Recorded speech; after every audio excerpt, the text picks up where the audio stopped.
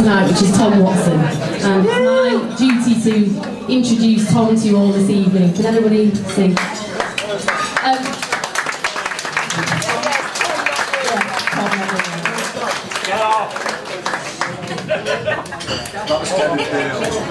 I first met Tom in 1997, which I worked out earlier was 15 years ago. So I've known Tom for a long time, and I've got lots of stories I could tell about Tom in those 15 years. But now he is Labour's campaign coordinator and I'm a mere candidate. He's in effect my supremo boss. So therefore I'm not going to tell you any of those stories tonight. I'll save that for the next fundraiser when I'm an MP.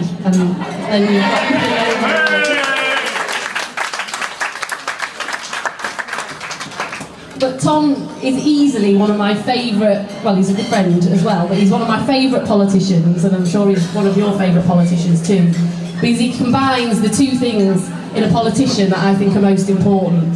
He's got great principle and integrity, but he's also, to combine that principle and integrity, he's got a fantastic sort of steel and determination, and nothing gets past Tom if Tom makes up his mind that he's going for it.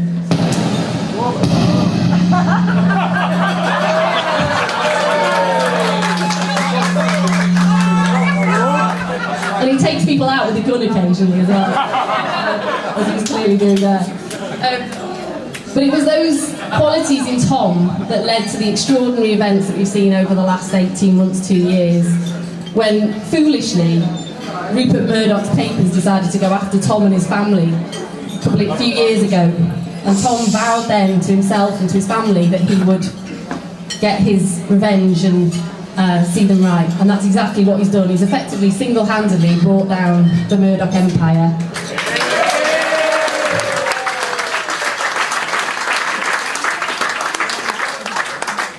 And that legacy will live on and on. And you can read all about it in his book, Dial M for Murdoch, which is on sale here tonight.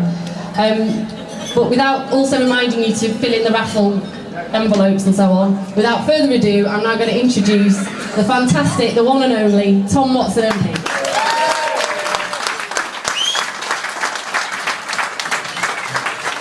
Good evening. Look, I thought I was invited tonight to come to the Peter Wheeler NEC victory party.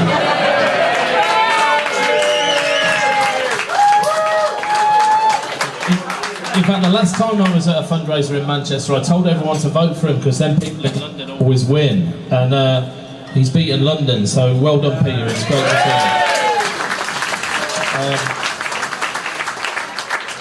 you. You know, I'm also in a unique position tonight in that I can bring fraternal greetings from Liberal Democratic Free Sandwell. You've got to wait till 2014 when you do that job, but you are going to do it under the leadership of Richard Leese. And it is amazing, it really is amazing to see the difference between a Labour-led city and a Tory-led city. And you look at what is on offer for people in Manchester today, after the years of Richard's leadership and Labour leadership in Manchester, and you see the catch-up that Albert Bohr in Birmingham has got to do after nearly a decade of the Tories, and you realise how lucky we are to have Labour fighting for every vote in Manchester, as you have done. So it's great to be here for that. We're going to talk a little bit about Lucy and Rupert Murdoch in a minute, but it wouldn't be right if I didn't make a little bit of a comment on what has been going on this week, because I've got the reverb back here, Luke. No, you're all right. Luke, is that okay? Yeah. This week, I think, more than any other week in the life of the coalition, we are now at a crossroads. What we have seen with this banking crisis, with the city, with trillions of pounds being moved around the globe, and people losing out because of the audacity of fraudulent bankers, is utterly remarkable. and it nearly went by unmissed. Other than, for the second time in his leadership, Ed Miliband decided to take a stand in a massive call. And what we saw with Bob Diamond and the Barclays scandal was people in the city for whom even capitalism was a sham. You know, for the last 25 years, Labour has had to deal with the legacy of free markets and Thatcherism. And we had to sort of finesse our position under Neil and Tony and Gordon, where we said Labour will have to work with the city. And that means that kind of powerful ideology that said that free markets are about freedom and democracy, that's what's good for the economy. But what we've seen with Barclays is that these people do not believe in free markets. They believe in rigged markets. And they've been consistently rigging these markets against the wishes and the best interests of the people that Labour is there to represent. And our leader has taken a stance. And it is my view that when it comes to the next general election, the party that most stands for people and says we are going to clean up the city and these fraudulent banking practices are the ones that will reign supreme, and we should be very proud that Ed took that vote. It was a massive call.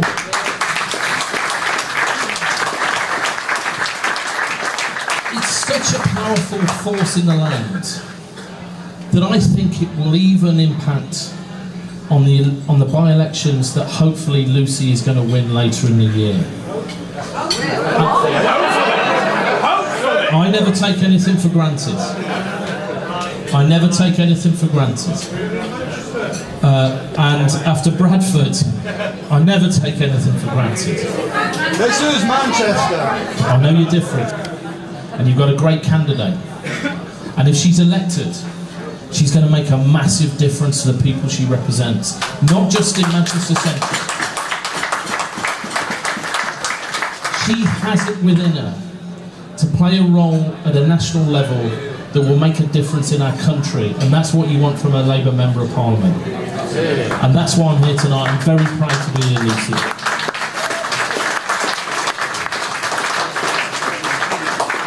It's not going to be easy though, because even in Manchester Central, the Tories are going to throw the kitchen sink at this. They're fighting for their political credibility. They can outspend us 10-1 at the swiping of Lord Ashcroft's pen. So make no bones about it, it's going to be a tough by-election. And even the Liberals, who are still fighting to make sure that Manchester is not going to be a Liberal Democrat free zone in 2014, have to save their deposit. So don't think this is going to be an easy fight. And what you're doing tonight with the fundraising effort is going to help us win that by-election. And I know that many people have been involved in the organisation. Kevin, Adele, Chris, you've done a great job. If I've missed anyone out, I'm sorry, but this is definitely the first Greek restaurant I've ever done a fundraising dinner in. For a minute there I thought I was going to have to do a little bouzouki dance. And maybe later Peter can lead the way with his victory dance.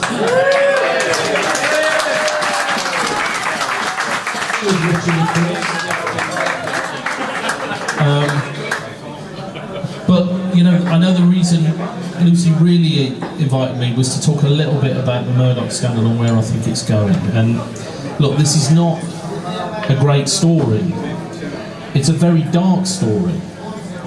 It's actually a year this week that the Dowler moment happened, where for most of the nation, the first they knew about the criminality of News International was when they realised that a journalist had it within him to hack the phone of an abducted teenage girl. But it's also a story that is not without its comic moments. It was a bit of a tough time for me back in 2009. I now know, but didn't know then, that they put me under covert surveillance, and they followed me around the Labour Party conference. And I only know this because there was an expose on Panorama where they put forward they found this private investigator called Derek Webb. And I saw him and I got hold of his number and I phoned him after Panorama. I thought I'll have a little chat with him. And I rang him up and I said, hello Derek, my name's Tom Watson. You used to follow me around. He said, I remember you. Labour Party Conference 2009, he said. I couldn't keep up with you. He said you were singing the Red Flag with Peter Reeler in that piano bar, weren't you? Anyway, we got to know each other, did me and Derek, and it turns out that when they closed the News of the World, Rupert Murdoch didn't honour his contract, and he was very upset. And so I did what any good trade unionist would do. I signed him up to the GMB.